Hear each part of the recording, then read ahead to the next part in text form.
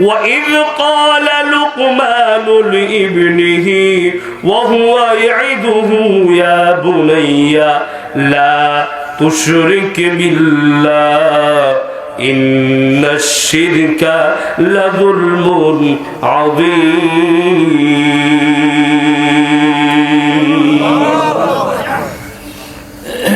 আরে বাপ তার সন্তানকে নসিহত করে কে বাবা তার সন্তানকে নসিহত করে কেউ আশেপাশে জোরে বলেন কেউ আছে কেউ নাই পাশে কে শুনতেছেন জোরে বলেন কে শুনতেছেন ও ভাই বাপ তো এই বাপ আপনিও বাপ লোকমানও বাপ আমরা সন্তানদেরকে কি শিক্ষা দেই আল্লাহ আমাদেরকে বলতেছেন ও আমার বান্দারা লোকমান তার সন্তানকে ডাক দিয়ে বললেন ইয়া বুনাই হে আমার আদরের সন্তান হে আমার কলিজার টুকরা হে আমার নয়নের মনি সন্তান আমি বাবা তোমাকে বলতেছি ও ভাইরা আমার বাবাজিরা আমার সন্তানকে শাসন করবেন সন্তানকে আবার আদর করবেন সন্তানকে সব সময় ডাক দিবেন ওগো আমার সন্তান আদর করে সন্তানকে ডাক দিবেন সন্তানকে আদর করে ডাক দেওয়ার পরে সন্তানকে আপনি যা বলবেন সন্তান সেটা পালন করবে কিন্তু রাগ করে পিটাপিটি করে সন্তানকে যতই বলেন না কেন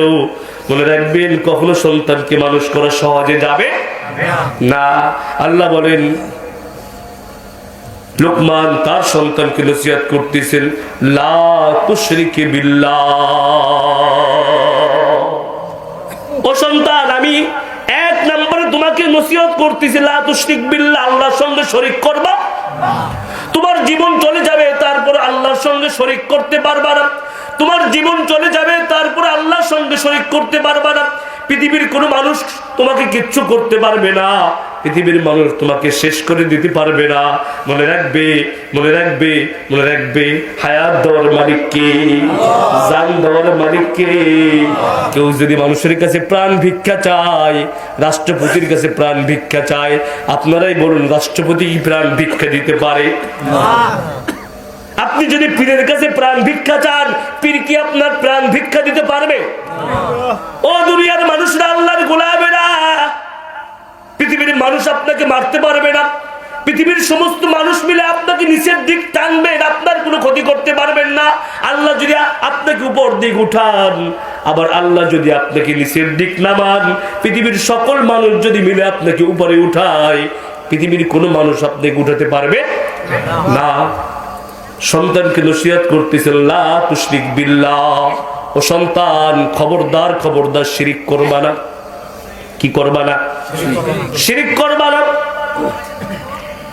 আল্লাহ ছাড়া কারো কাছে মাথা নত করবা না আল্লাহ ছাড়া কাউকে সিজদা দিবা সিজদা দিতে হবে একজনকে তিনি কে জোরে বলতে হবে সিজদা দিতে হবে একজনকে তিনি কে ও বান্দা সিজদা শুধুমাত্র আমি আল্লাহকে দিবা আমি আল্লাহকে বাদ দিয়ে শাহজালালের মাজারে গিয়ে সিজদা দিবা আছে না নাই আছে জোরে বলেন আছে না নাই পীরের পায়ে সিজদা দেয় আছে না নাই জোরে বলেন পীরের পায়ে সিজদা দেয় আছে না নাই ও দুনিয়ার মানুষেরা যারা আল্লাহকে বাদ দিয়ে মাজারে বাজারে সিজদা দেয় তারা কি মুশরিক তারা কি জোরে বলেন তারা কি মুশরিক আল্লাহ বলেন আমি আল্লাহকে বাদ দিয়ে কারো কাছে মাথা নত করা যাবে না ভয় করতে হবে একজনকে তিনি কে ইয়া আইয়ুহাল্লাযীনা আমানু ইত্তাকুল্লাহ ও বান্দা তোমরা ভয় করবে আমি আল্লাহকে বাদ দিয়ে পৃথিবীর কাউকে তোমরা ভয় করবা না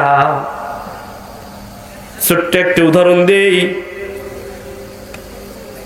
ঈমান কি আর শিরক কি বিশ্বনবী সাল্লাল্লাহু আলাইহি সাল্লাম মক্কা থেকে হিজরত করে চলে গেলেন কোথায় মদিনায় চলে গেছেন একটু লক্ষ্য করে শুনেন কান দিয়ে শুনেন বিশ্বনবী মদিনায় হিজরত করে চলে গেলেন মদিনায় হিজরত করার পরে সর্বপ্রথম যে যুদ্ধ হয় সেই যুদ্ধটার নাম কি বদর নাম কি বদর সবাই মনে রাখবেন আল্লাহ রাসূল মক্কা থেকে মদিনায় হিজরতের পরে সর্বপ্রথম যে যুদ্ধ হয় সেই যুদ্ধটা হয়েছিল বদর বদরের যুদ্ধে মুসলমানদের সংখ্যা কত 313 জন এইদিকে কাফেরের সংখ্যা প্রায় 1000-এর উপরে প্রায় 1000-এর উপরে।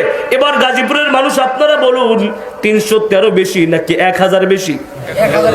জোরে বলেন 313 বেশি নাকি 1000 বেশি? 1000 সৈন্য বেশি।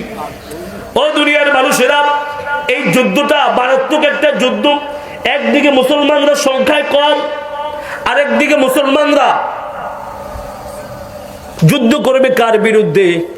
যুদ্ধ করবে, কেউ যুদ্ধ করবে তার ভাইয়ের বিরুদ্ধে, কেউ যুদ্ধ করবে তার বাবার বিরুদ্ধে, কেউ যুদ্ধ করবে তার আপন দাদার বিরুদ্ধে। কারণ কয়েকদিন আগে তো হিজরত করে চলে আসছে। এই সমস্ত লোকদের বাবা, ভাই, দাদা এরা তো মক্কায় রয়ে গেছে, এই যুদ্ধের ময়দানে আসছে। এবার সবাই বিশ্বনবী সাল্লাল্লাহু আলাইহি সাল্লামের একজন সাহাবী আবু উবাইদা ইবনুল জাররাহ রাদিয়াল্লাহু তাআলা আনহু, আবু উবাইদা ইবনুল জাররাহ রাদিয়াল্লাহু তাআলা আনহু বিশ্বনবী সাল্লাল্লাহু আলাইহি সাল্লামের জলিলুল কদর একজন সাহাবী। যুদ্ধ শুরু হয়ে গেছে। মুসলমানদের সংখ্যা মাত্র 313, কাফেরদের সংখ্যা 1000-এর উপরে। ও দুনিয়ার মানুষেরা, এই যুদ্ধটা নরমাল কোনো যুদ্ধ নয়। এই যুদ্ধটা বাপ এবং সন্তান মিলে যুদ্ধ। বাপ সন্তানের বিরুদ্ধে, আবার কোথাও কোথাও কোথাও কোথাও সন্তান বাবার বিরুদ্ধে যুদ্ধ শুরু হয়ে গেছে। যুদ্ধ যখন শুরু হয়ে গেল, আবু উবাইদা ইবনুল জাররাহ রাদিয়াল্লাহু তাআলা আনহু তাকিয়ে দেখলেন এই যুদ্ধের ময়দানে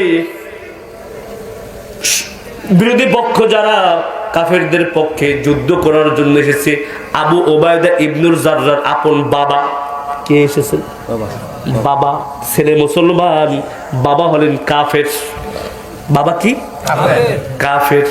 আবু উবাইদা ইবনুল জাররাহ রাদিয়াল্লাহু তাআলা আনহু বারবার মনে মনে বলতেছেন, আয় আল্লাহ, এই যুদ্ধের ময়দান চলতেছে, যুদ্ধের ময়দান চলতেছে, খবরদার খবরদার, আমি আল্লাহ চাচ্ছি আমার সময় যখন যুদ্ধ শুরু হয়ে যাবে তখনকার সময় যেন আমার বাবা আমার সামনে না আসে। কে সামনে না আসে? বাবা যেন সামনে না আসে। শুনবেন? জি জি। ও দুনিয়ার মানুষের, আল্লাহর গোলামেরা, ইতিমধ্যে আবু উবাইদা ইবনুল জাররাহ রাদিয়াল্লাহু তাআলা আনহুর সময় চলে আসলো। তিনি বললাম তলোয়ার নিয়ে সামনে যখন আগাইলেন, এগিয়ে দেখলেন তার প্রতিপক্ষ হলো, তাকিয়ে দেখতেছে তার বাবা। আল্লাহু আকবার বলেন। প্রতিপক্ষ কে? বাবা। সন্তান হলো মুসলমান, বাবা হলো কাফের। সন্তান এবং বাবা, আল্লাহ তাআলা ফেরেশতাদেরকে ডাক দিয়ে বলতেছেন, ফেরেশতারা, ও আমার ফেরেশতারা, তাকিয়ে খেলা দেখ, বদরের ময়দানের খেলা দেখ। আল্লাহু আকবার বলেন। আল্লাহ রাব্বুল আলামিন তাকিয়ে দেখতেছেন বিশ্বনবী সাল্লাল্লাহু আলাইহি সাল্লামের সাহাবী আবু উবাইদা ইবনুল জাররাহ রাদিয়াল্লাহু তাআলা আনহু। উনি ওনার বাবাকে ডাক দিয়ে বললেন, ও বাবা, যুদ্ধ করার জন্য এসেছেন, এই মুহূর্তে আপনি আমার প্রতিপক্ষ। ও বাবা, আমি আপনার সন্তান, আমি আপনাকে আগে আঘাত করতে পারবো না। কারণ ইসলাম শিক্ষা দিয়েছে, বাপ যদি কাফের হয় বাবাকে আঘাত করা যাবে না, বাবাকে মারা যাবে না, বাবাকে ঘর থেকে বের করে দেওয়া যাবে না। সুবহানাল্লাহ বলেন। সুবহানাল্লাহ। আল্লাহর গোলামেরা, আবু উবাইদা ইবনুল জাররাহ রাদিয়াল্লাহু তাআলা আনহু বললেন, ও বাবা, আমি আপনাকে আঘাত করতে পারবো না, আপনি আগে আমাকে আঘাত করেন। আবু উবাইদা ইবনুল জাররাহ রাদিয়াল্লাহু তাআলা আনহুর বাবা বললেন, ও সন্তান, আমি তোকে জন্ম দিয়েছি, আমি তোকে জন্ম দিয়েছি, আমি কেমন করে তোকে আঘাত করি, কেমন করে তোকে মারি? আমি পারবো না তোকে মারতে। আবু উবাইদা ইবনুল জাররাহ রাদিয়াল্লাহু তাআলা আনহু বললেন, না না না, তা হবে না, আমিও আপনাকে আগে আঘাত করতে পারবো না। এবার বাবা চিন্তা করলেন, আমার সন্তান তো গোমরা হয়ে গেছে, মুসলমান হয়ে গেছে, বাতিল হয়ে গেছে। নাউজুবিল্লাহ বলে। এই চিন্তা করে, মনে রাখবেন, আল কুফরু মিল্লাতুন ওয়াহিদ, পৃথিবীর সব কাফের গোষ্ঠী এক, এদের অন্তরে দয়া মায়া নাই। কি নাই? ইহুদিরা মুসলমানদের প্রথম কেবলা বাইতুল আকসা দখল করে নিচ্ছে, মুসলমানদেরকে মারতেছে। আবার ঠিক তেমনি ভাবে আমাদের প্রতিবেশী হিন্দুস্তান, আমাদের হৃদয়ের স্পন্দন বাবরি মসজিদ 700 বছর 800 বছর যেই মসজিদে আমরা সিজদা দিয়েছি, এই মসজিদটা ওরা রাম মন্দির বানিয়ে ফেলেছে। নাউজুবিল্লাহ বলে। সব কাফের গোষ্ঠী এক। এবার আবু উবাইদা ইবনুল জাররাহ রাদিয়াল্লাহু তাআলা আনহুর বাবা আবু উবাইদাকে মারার জন্য তলোয়ার জাগাইলেন, কোপ দিবেন, মারবেন। এবার আবু উবাইদা রাদিয়াল্লাহু তাআলা আনহু ডাক দিয়ে বললেন, ও বাবা, এতক্ষণ পর্যন্ত সবর করেছি, এতক্ষণ পর্যন্ত ধৈর্য ধরেছি, ও বাবা আর তোমাকে ছাড় দেওয়া হবে না। তুমি এবার আমার বিরুদ্ধে তলোয়ার জাগিয়েছো আমাকে মারার জন্য। ও বাবা, ইসলামের পক্ষে আমি যুদ্ধ করার জন্য এসেছি। তুমি যেহেতু আমি মুসলমান হওয়ার কারণে আমাকে তলোয়ার দিয়ে আঘাত করার জন্য তলোয়ার উঠিয়েছো, ও বাবা এবার আর তোমাকে ছাড় দিলাম না। সন্তান বাবার তলোয়ারটাকে ঢাল দিয়ে ফিরিয়ে আবু উবাইদা ইবনুল জাররাহ রাদিয়াল্লাহু তাআলা আনহু তরবারি দিয়ে বাবার মাথাটাকে আলাদা করে দিছে। আল্লাহু আকবার বলে। এই জন্য ঈমানের মুশরিক যারা আল্লাহর সঙ্গে শরীক করে তারা কখনো এক হতে পারে না। আল্লাহ তাআলা বলেন, ইন্নাশ শিরকা লাযুলমুন আযীম। ও দুনিয়ার মানুষেরা, শিরক হলো সবচেয়ে বড় গুনাহ, শিরক হলো সবচেয়ে বড় জুলুম। বান্দা নামাজ পড়ো নাই, চাইলে আমি আল্লাহ তোমাকে মাফ করে দিতে পারি। রোজা রাখো না বান্দা, চাইলে আমি আল্লাহ তোমাকে মাফ করে দিতে পারি।